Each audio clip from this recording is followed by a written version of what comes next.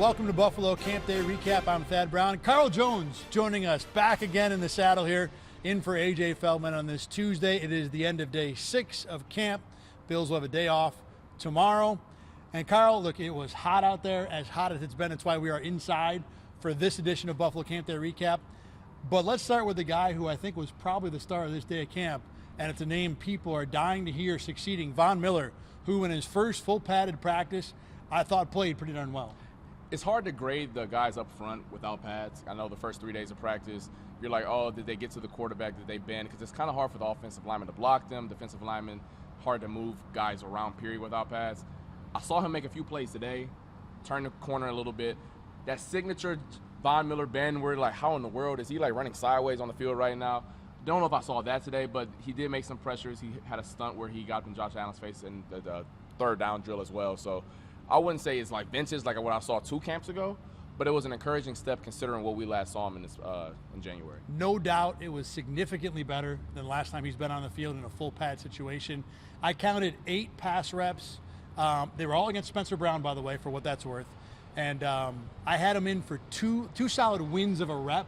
You know, getting a pressure is always kind of a little bit of it's not a black and white statistic. So regardless, did he do better than the guy in front of him? I thought at least 2 he did. And for defensive linemen, look, if you get 1 sack per game, that's 17 in a year. You've had a ridiculous year. So Von Miller doesn't have to win 8 out of 10 reps to be good in a practice. 2 out of 8 is pretty good. And I thought there was a third one where he definitely got around Brown to the outside. I couldn't tell if he was close enough to the quarterback to affect him. Regardless, Miller looked good. Not great, like you said, not dominant, not Hall of Fame, but good and certainly encouraging. Once again, considering where we saw him last time, where he wasn't effective whatsoever, he didn't really have much production, if any at all, in the last time we saw him in January. So the fact that he looks better physically, he honestly does look better physically. The brace is off now. He spoke on how that was a little bit of a deterrence before. Encouraging a step once we put the big boy pads on, that he was looking somewhat of a pass rusher today. Yeah, and I think some of my colleagues really were effusive in the praise. And look, they had a different angle than I did. The point is, today was one day. If Von is really at that level, we're going to keep seeing it day after day after day. And you'll know by the time we get to mid-late August where Von has been this preseason. The number 2 star from camp today, maybe not number 2 star, but I think the play that in your mind really stood out came from a guy at the other end of his career, the rookie Cole Bishop. Yeah, the Bills did a lot of third down stuff today. So the offense is 3rd and 15, 3rd and 12, 3rd and 8, 3rd and 5. Teams go through days like this. It's a very important play in the NFL. And I'm watching Cole Bishop. He's with the ones at this point going up against the one offense. And he's lined up over the right tackle. I'm like, oh, what type of weird exotic blitz is like Sean McDermott about to cook up right here? And then he started showing like he's about to come. I'm like, all right, he's about to blitz. Let's see how he does. And then, like, as the ball is snapped, he runs from where the right tackle is and bails out of there. And I have my eyes on the entire time. I'm like, all right, where are you about to go with this? And runs up the seam to go make a play on, I believe, a Tyrell Shavers. Correct. It was an intended receiver, and it was a Josh Allen ball. The range was ridiculous on this. And for someone whose range really wasn't, like, their strong suit coming out of Utah, he was more of a guy that you would like closer to the line of scrimmage. That play was so encouraging to see with a ball player where you're like, man, I like him best to the line of scrimmage, but if he can show off that range, that shows off a much higher ceiling than you anticipated to start. Once again, it was one play. But having been in those situations before, that was a very difficult play. And it proved it's in the bag. You know, yeah, it was one play. We'll see if he can do it over and over. It was about 25 to 30 yards of coverage where he is just running backwards from the snap and made a play. So, yeah, a high-level play and encouraging. On the negative side, he left practice with an injury about 20 minutes after that. Josh Reed, our colleague over at WIVB, reported that he saw Bishop with his arm heavily wrapped walking around the campus here at St. John Fisher about an hour later on. This is a position that already has injury issues. Mike Edwards, week to week with a hamstring injury. So another injury to a potential starter would be a huge problem. Now, the Bills did bring in Kareem Jackson today, a 36-year-old who started a million games in this league. So they at least have a guy that can work. But, you know, Carl, let's play this out for a little bit. Let's say Edwards and Bishop both have injuries that leave them in question for the start of the season. You're looking at DeMar Hamlin and Taylor Rapp as your starters, and I think both guys have had solid to good camps. But this was not the ideal scenario for the Bills going into the season, you know, with your number 1 depth safety being a guy you signed literally hours ago. Heading into this camp, I think wide receiver got the brunt of the focus in terms of position battle. Second, for me, was safety.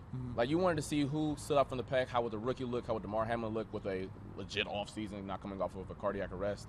And it's been a tough start for the Bills, not necessarily for what they're doing on the field, but because the 4 guys that you expected to play aren't all there. So I don't know if Brandon Beane's going to, like, call Michael Hyde and say, what's up, big head, like, how you doing right now or whatever. But not a great start, especially with how much communication is based into this defense. You want guys out there so they can get those live reps. And that's where I wanted to go with this. You know, it's less about who can you get. It's more about, for the first time in 7 years, they have 2 safeties, or going to have 2 safeties, that have really never been regular starters in this defense. And of all the positions, maybe both sides of the ball, outside of quarterback and center, you can't have safeties that are rolling in this defense the last week of the preseason or late or go into the regular season without those reps together. It's going to be a problem on a defense where we already had concerns about how the new safeties would fit together. So, yeah, you know, a big worry with the issues. Now, look, Edwards could be back in 3 weeks. Bishop could be back Thursday, for all we know. We don't know how bad the injury is, but, you know, of all the positions to sustain an injury, safety is certainly high on the list of spots where the Bills just could not afford it. All right, another guy who had a good day today, also your neck of the woods in terms of the defense, the corner Jamarcus Ingram, a guy who I think is very much in the battle for the 4th corner spot. Pretty solid camp. He took it up a level today. The offense and defense did red zone one-on-ones, which are about the 5-yard line, and obviously you've seen receiver DB one-on-ones. It's a very difficult drill for the defense. It's an easier throw for the quarterback because he's much closer to the receiver, and then there's less time for you to recover as a DB because it's like 10 yards of space. When the ball's in the air. When the ball's in the air, right. So the way we thought about it in college, if you can win 4 out of 10 reps, that's an excellent day as a defensive back.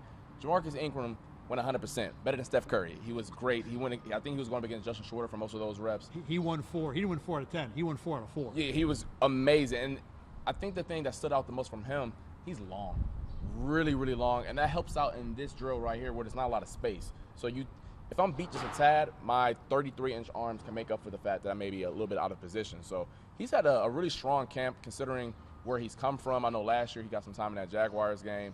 You said the Dolphins game also a couple years ago as well. So he's a player where I'm not calling a panic button if he has to go into the game because I think he's shown enough of a baseline where he can be a solid player. Yeah, and again, put himself in good position to be on the roster, to be the 4th corner. I think we've both talked about him as he's a good 4th corner. I don't know if I want him in a game, but you know, when you get down to your 4th corner in the NFL, you know that you're going to have to accept that you don't have a perfect player. He's been solid, and again, took it up a notch today. By the way, if you're wondering, in that one-on-one wide receiver DB drill, Kyer Elam and Keon Coleman got matched up 3 times. Coleman won all 3, 2 touchdowns. And with Coleman, look, we continue to say he's had a good camp. I think the thing that I want to underline is he is as advertised. He doesn't separate a ton, but it don't matter. When the ball comes to him, he's almost always going to make a catch. A little bit of double clutching, not today, but in general in camp. But today you saw in the red zone, tight quarters, he made those tough catches when you needed him to. Kyer Elam didn't have a great day. Got a flag also on one of those reps, another flag in 11 on 11. Not ideal for him, but Keon Coleman, a pretty good day. And speaking of Keon Coleman, though, his one-on-ones look a lot different down here than Stephon Diggs used to. Because remember when Stephon Diggs would do this stuff, he's leaving guys 2-3 yards, even Trey White. Keon Coleman, like you just alluded to, I'm hugging all over him, but he still finds a way to come down with it. So it's a kind of like artistic thing where it's different, but they both get the job done. The thing about Diggs, when you ran that drill, he's open more often than not. Like, the throw is easy. The throw is space. With Keon, there's a little bit more risk-reward because if you get the ball to him, he's probably making a catch. But we had another rep today where Cam Lewis just absolutely dominated the rep, and that was an interception. You know, so, I mean, look, is Keon Coleman Stephon Diggs? No. Does anybody expect him to be? No. You know, this is a rookie who's got to learn, and the things that he's supposed to do well, he is doing well in this camp so far. Big negative today for the Bills. Look, we talked about how hot it is out here. We're inside right now recording this.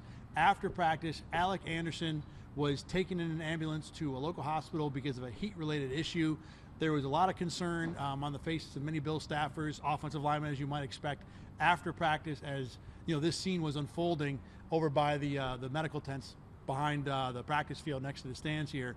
Hopefully he's okay. Look, it's not the first time there's been a heat-related issue at practice. It's summertime. It's hot. You know, these things are going to happen. Every team in the league does their best to prevent against it, and Dion Dawkins talked about it after that. Look, it would be more nerve-wracking. I thought this was a pretty smart thing he said.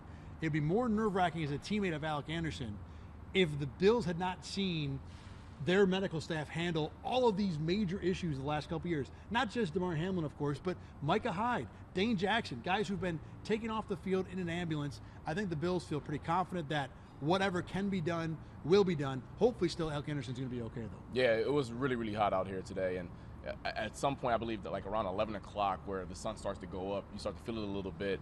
Grab the water. You're like, man, is the water cold enough? No, it's not. Go grab another one. I'm cycling through the what is that called?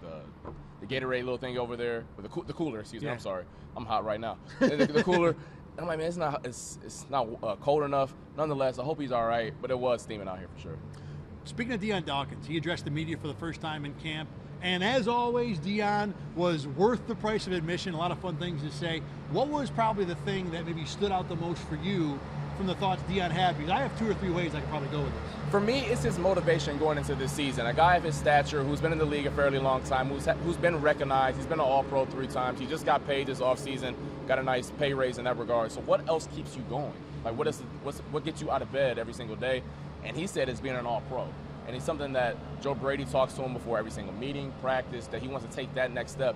And he said he wants to do it for Josh, and then himself, and then the rest of the team. And that was kind of funny how he alluded to that part. But I always find it interesting how players at his point in his career motivate themselves. Like, what is the next step for you? So that was something that stood out to me. That was definitely the thing that I liked the most, too, about Dion Dawkins has been at this level for a long time.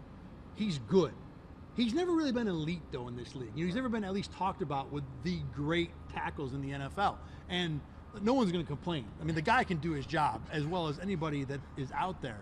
But there is probably room for some more growth. And if you can get Dion to that level to where there are no issues, to where even the elite guys, don't have an impact against Bills games, obviously it's going to benefit Josh Allen, the offense, the whole deal. But, it was fascinating to see Dion, who's, usually fun-loving, everything's a joke, and he's great to talk to. I mean, don't get me wrong. The guy takes his job as serious as anyone else in the league and is an absolute professional, but he's a fun guy to talk to. And to see him talk about, hey, I understand that there is a level that is expected of me and that I need to play up to that. And, also with Mitch Morse gone, I'm sure there's more of a leadership impact that he has. So can he get there? We'll see. I mean, it's hard for a guy that's in, year 8 to take that jump, but there is more room to where he can get to become a truly absolute elite level, and watching him chase that is fascinating. One of the things I've liked about Dion, he's got a new move that he's brought in the last year or so, where he just gets a guy on top, gets on his back, and throws him down face first. It's a pass blocking technique I don't see many of their offensive linemen do. So the guy is still reinventing himself this late in his career. There's nothing that says he can't, take it to that next level. Something else that stood out in that press conference to me was I don't want to say elephant in the room because not many questions have been asked about it, but it was the vibes this year. New offensive coordinator, defensive coordinator, both of them are young. They're bringing juice to practice. But he was asked about the vibes being different this year, and the first thing he said was, well, Stephon Diggs isn't here. And I think that's something that a lot of people have, and not to say Stephon Diggs was a dark cloud whenever he would walk around, but he just commands a different aura. He's an all-pro type of receiver, and those guys tend to carry themselves a different type of way. Obviously, last year ended the way it did. But for him to say that and everyone else being like, oh, well, you actually said that out loud. All right, cool, whatever. And then he broke down as to why he felt that way. It wasn't malicious towards Diggs whatsoever. He backed it up and showed Diggs love. But for him to say that out loud, I think it's like, oh, wow, even the players notice it. To your point, I think if you just look at the way the Bills handled the Diggs situation from a nuts and bolts, they traded a guy who will cost them $31 million in dead cap. There had to be some off-the-field issue with that, right? There just had to be. And for Dion to say that, I'm sure in part is referring to that. But, again, to your point, it's not that Diggs was a problem, but when you have that alpha, that unquestioned, he is the number one guy in the offense, not named Josh Allen, everybody takes their cues from that guy. I mean, tell me if I'm wrong. No, you're right. Football locker rooms, he's the guy. He's kind of the Pied Piper. Everybody follows him. Well, there's not that guy anymore. No. So, the vibe is different from that point of view. Not necessarily better or worse, right, just different. And I think that's more what Dion was referring to, even if there probably was a little bit about, Diggs being a problem. Oh, yeah. And I don't think he was – because even when he said it, he paused a little bit and was just like, all right, where do I want to take this? Yeah. I don't want to, completely correct. Because they're good friends. Like, we've seen Diggs and Dion talking to the media before and glowing lights about each other. So – it was just alarming to see a player actually say it out loud when the Twitter sphere and everyone outside of the locker room has been talking about it for some months now. All right, let's get to our turkey burgers from today. Every single day we tell you who had the highlight plays, the highlight day. You do something good, you get a turkey burger.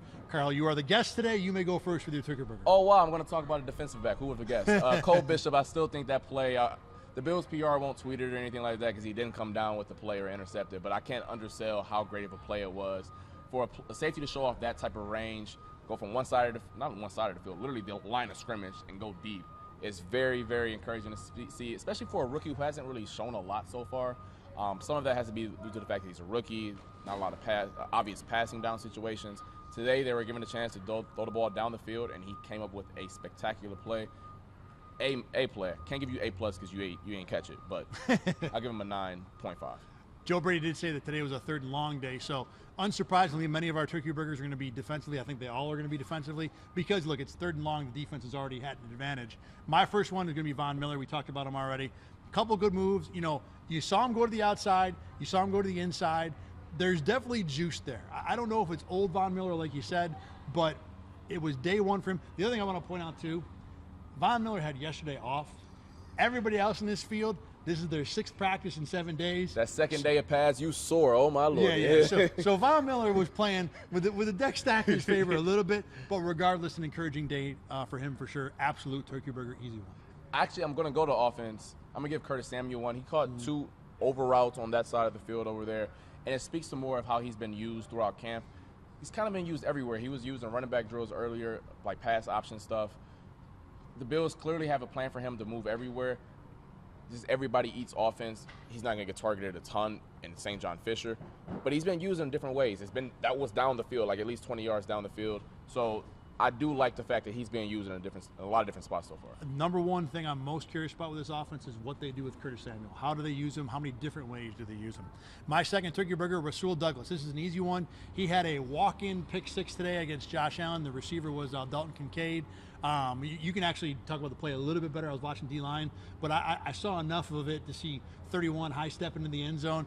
You pick 6 Josh Allen that way, you get a turkey burger from me. I think it was like 3rd and medium, and Dawson Knox ran a quick out, and Rasul Douglas was like, oh, I've seen this 10,000 times. I'm not scared of Dawson Knox running by me, so if he's going short, I'm going to jump it, and that's exactly what happened. That's right. I had the wrong tight end, Dawson Knox for sure. Yeah. Right. You're all set with turkey burgers, right?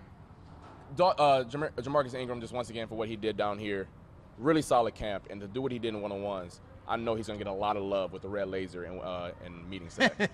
Just to review, let's see, it was shorter, it was 16, that's Thompson, Isabella, he got one, and then it was shorter again. All different body types, you know, different techniques and all that good type of stuff. It's not like I'm using the same technique over and over, and Isabella is like yay big, and like shorter is like that's all, so really impressive. All right, as always, you can watch Buffalo Campday Recap at rochesterfirst.com on YouTube. You can listen to us wherever you get your podcasts. Bills are off tomorrow, thank goodness. I'm ready for a day off here. On Wednesday, they'll be back at it. Thursday morning right here at St. John Fisher. Remember, Friday is the return of the blue and red. That's the practice in the stadium in Buffalo. Carl Jones, thanks for stepping in. Appreciate it as always. We will see you again on Thursday here from St. John Fisher.